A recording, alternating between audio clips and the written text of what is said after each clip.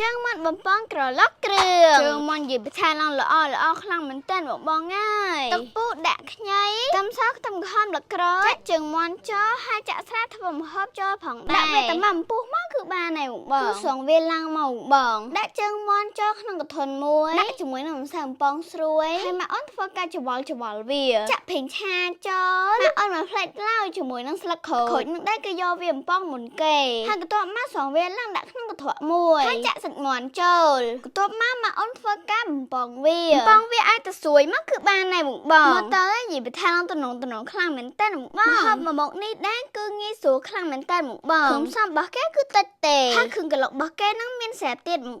បងអាចរកទិញតាមផ្សារបានចិត្តរបស់គេគឺមានច្រើនខ្លាំងមែនតើបងតុងញ៉ាំក៏មានអីក៏មានដែរបងតាមចំណងចំណូលចិត្តរបស់បងឆ្លាញ់មួយណាអញ្ចឹងណាបន្ទាប់ពីដាក់គ្រឿងខៅក្លុកមាន់រួចហើយគឺមកអូនចាប់ដើមកូតច្បល់